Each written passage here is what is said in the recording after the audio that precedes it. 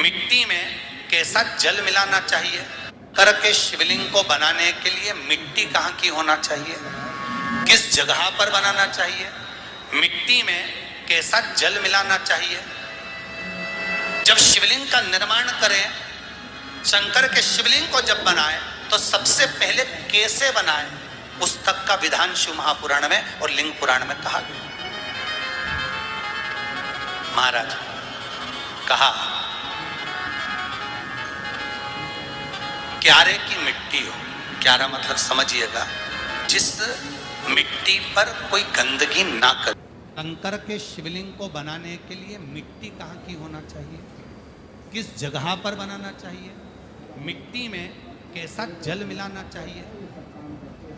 जब शिवलिंग का निर्माण करें, शंकर के शिवलिंग को जब बनाए तो सबसे पहले कैसे बनाए, उस तक का विधान शिव महापुराण में और लिंग पुराण में कहा।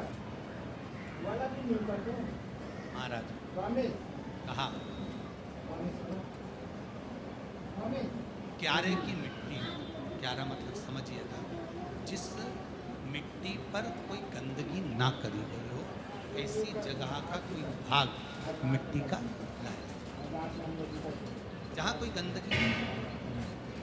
शिव महापुराण की कथा की देखो, पिछले वर्ष के लॉकडाउन से लेकर अभी तक की जो कथाएं आप लोग सुने हैं, उसमें शिवलिंग मट्टी का किस तरह से बनाया जाए और कैसी मट्टी हो, और उसमें पानी कैसा मिलाया जाए, कैसा शिवलिंग तैयार करा जाए, उसका विधान वर्णन नहीं कर पाए, परंतु आज कथा निकली है तो उसको सुनो। क्यारे की मिट्टी, क्यारे की मिट्टी मतलब जिस मिट्टी पर कोई गंदगी ना करी गई हो, ऐसी जगह की मिट्टी को लेकर जाए और मिट्टी को लाने के बाद थोड़ा पानी का सिंचन कर दें, अर्थात घर में लाएं तो उससे पहले मिट्टी को पवित्र करें। अपने घर में गंगा जल रखा हो, यमुना जल रखा हो, सरयू जी का जल रखा हो, उससे मिट्टी का सिंचन कर दें। मान लो अगर ये जल नहीं भी है तो जल के अंदर थोड़ा सा इत्र डालकर मिट्टी का सिंचन। अगर इत्र भी नहीं है तो जल के अंदर थोड़ा सा दूध डालकर मिट्टी का सिंचन। दूध भी नहीं है तो एक बेलपत्री जल के अंदर डालकर उस पानी का सिंचन। बेलपत्र भी नहीं है, पीपल का पत्ता डालकर उसका सिंचन कर।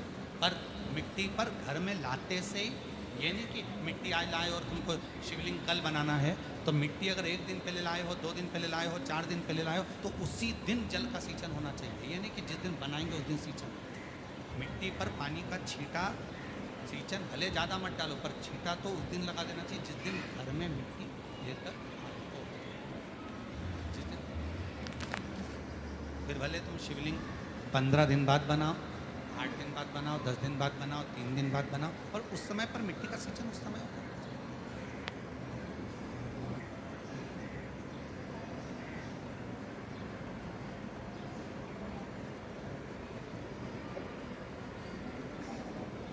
फिर कहा जिस दिन शिवलिंग का निर्माण करो उस दिन प्रातः में अगर आप शिवलिंग बना रहे हैं तो ब्रह्म मुहूर्त में मिट्टी को गला दो। किस पानी से गलाना है उसका भी प्रमाण, उसका भी शास्त्र वर्णन कर रहा है। किस जल से गलाया जाए, शिव महापुराण की कथा कहती है अगर आपको आज शिवलिंग का निर्माण करना है, शाम को आप शिवलिंग का निर्माण कर रहे हो, तो अपने पानी का जो मटका होता है, हंडा होता है, रसोई घर में जहां पानी भर कर रखते हो, उसके नजदीक में एक कलश जिसमें अलग से ताजा जल भरा जाए और उस पर प्लेट ढकी हो और उस पर एक चावल का दाना रखा हो, उस जल को लेकर आओ। थोड़ी देर रखा रहे, आधा घंटा, 2 घंटा, 3 घंटा, 15 मिनट, 20 मिनट, पर वो पानी वहां रखा होना चाहिए। रसोई घर में अन्नपूर्णा का निवास होता है, परिंदे के पास पितरों का निवास होता श्री का निवास होता है। अन्नपूर्णा, पित्र सब रसोई घर के भीतर विराजमान होते हैं। शास्त्र कहता है 33 कोटि देवता एक समय के लिए, एक क्षण के लिए हमारे रसोई घर में प्रवेश करते हैं। इसलिए रसोई घर को तुम पूरे घर को स्वच्छ रखो ना रखो, पूरे घर को तुम साफ रखो ना रखो, पर रसोई घर एकदम क्लीन होना चाहिए, साफ होना चाहिए, स्वच्छ होना चाहिए। आज के ज़माने में तो खैर गया, पर पहले जब मिट्टी के चूल्हे होते थे जब चूल्हा बंद होता था तो उसको गीला कर कर गोबर को या पानी में उसको गीला कर कर एक कपड़े को गीला कर कर पूरे चौके को रसोई घर को पोंछा जाता था। मिट्टी का होता था वो, तो भी उसको पोता लगाते थे, पोंछते।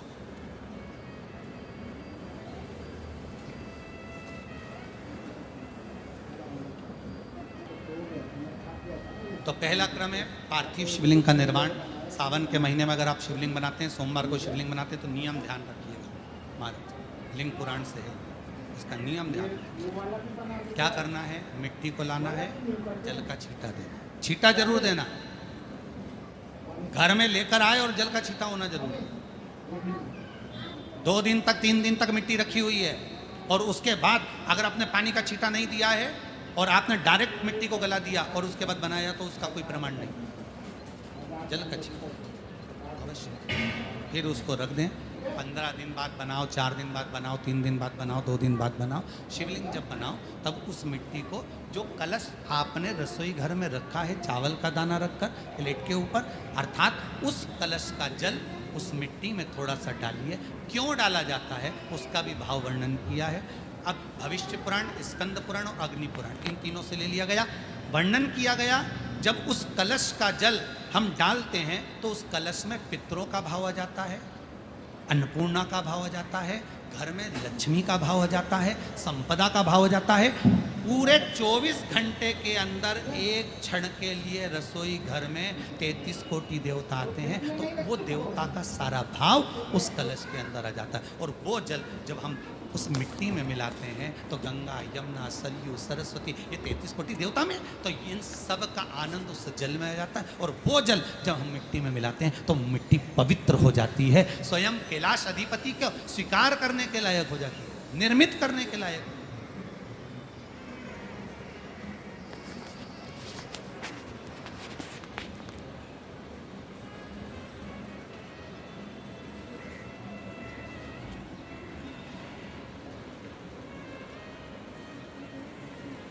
शिवलिंग का निर्माण।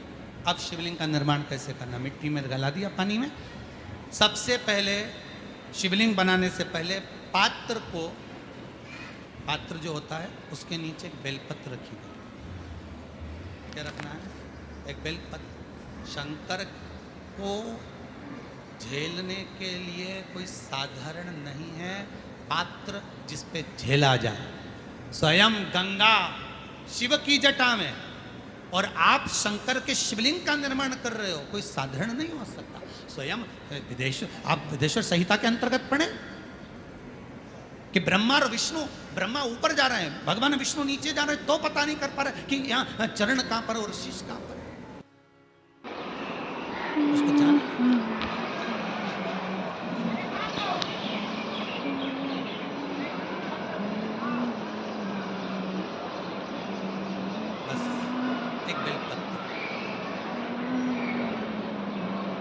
साधारण भाव, बेलपत्र की सीधा भाव, और इस बेलपत्र की जो डंडी है वो उत्तर दिशा में रखना है थाली के अंदर जब आप शिवलिंग का निर्माण करें।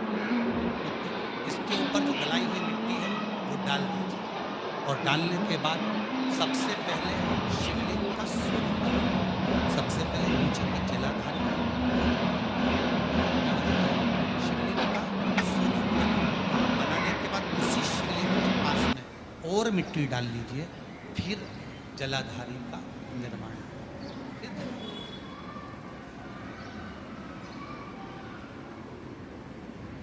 शिवलिंग जलाधारी निर्मित हो गई।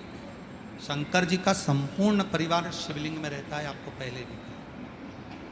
भगवान भूत अधिपति भूतेश्वर भगवान शिव का संपूर्ण परिवार शिवलिंग में, पहले भी कथा में कहा, आज फिर आपको वर्णन कर देते हैं।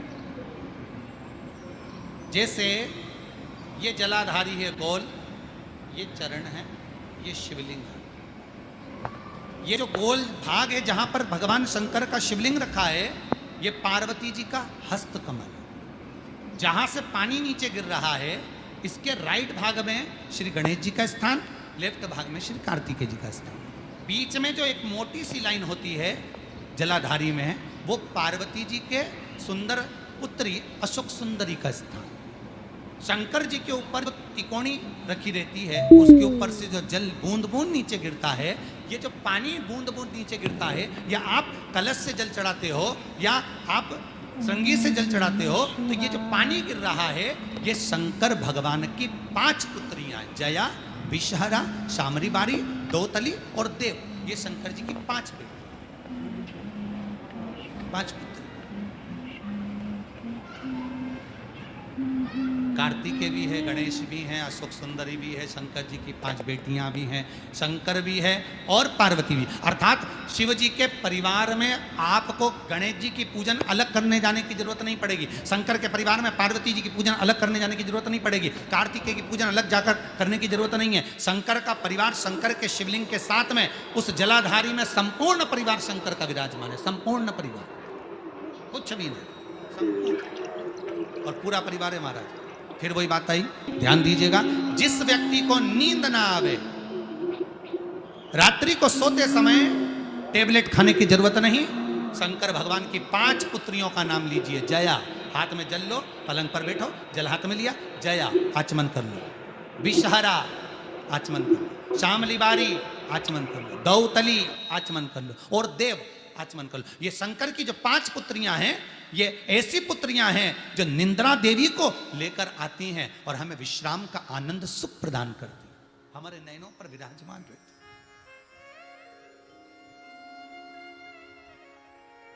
हाँ, यदि विवाह नहीं हो रहा, शादी नहीं हो रही है, बहुत समय से लगन देख रहे हो, शादी नहीं हो रही, बहुत समय से परेशान हो गए कि विवाह ही नहीं हो रहा, हम तो टेंशन में पड़ गए, लड़की 28 साल 30 साल का लड़का हो गया, विवाह नहीं हो रहा, कुछ मत करो। अष्टमी तिथि आए तो अशोक सुंदरी वाली जो जगह है, वहां पर हल्दी की 7 बिंदियां लगा दो, लड़का लड़की का हाथ उस बिंदी पर रखवा दो, उसका नाम गोत्र बोलो, उसी हल्दी में उसके हाथ पीला करवा दो और पीपल के पेड़ पर उस हाथ के 5 छापे पड़वा दो, 3 महीने में विवाह पक्का हो जाता है महाराज। उसका इतना, अशोक सुंदरी के उस हल्दी का इतना प्रमाण,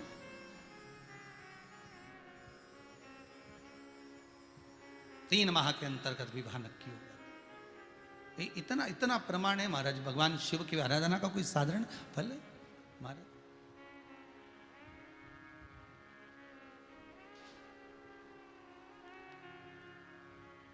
निर्मित करा शिवलिंग। एक बार सब जितने भी टीवी पर बैठे हैं, सम्मुख में कथा सुन रहे हैं, फेसबुक यूट्यूब पर सुन रहे हैं, एक बार साथ में समझें वापिस निर्माण को, शिवलिंग के निर्माण को। मिट्टी लाए, स्वच्छ जगह की, जल का छींटा दिया, रखा। जब शिवलिंग बनाया तो 1 कलश पानी पहले से 2 घंटा, आधा घंटा, 15 मिनट, 20 मिनट पहले उसको रख दिया, उसी पानी से उसको गीला करा। गीला करने के बाद उसका निर्माण सबसे पहले बेलपत्री, बेलपत्री के ऊपर मिट्टी, मिट्टी के ऊपर रखकर शिवलिंग का निर्माण, फिर जलाधारी का निर्माण और शिवलिंग का निर्माण पूर्ण होने के बाद में फिर बाबा का सुंदर भाव से आप श्रृंगार करें, अभिषेक करें, पूजन करें। और एक बात याद रखना, पार्थिव शिवलिंग का अगर निर्माण करा है तो आपको वो पार्थिव शिवलिंग को रात्रि होने से पहले विसर्जन होना जरूरी है। हाँ, अगर कोई शिवरात्रि का दिन है तो फिर आप पूरी रात रख सकते हो, हरतालिका तीज का दिन है पूरी रात रख सकते हो, बड़ी तीज है, छोटी तीज है, आप शिवलिंग बनाए हो तो आप पूरी रात रख सकते हो, विशेष कोई उत्सव है, श्रावण का महीना है, पूरी रात रख सकते हो। पर बाकी के समय अगर आप शिवलिंग का निर्माण करें तो उसको सूर्यास्त होने के पहले आप उसको नदी में, जल में, जलाशय में बहुत ध्यान दीजिए।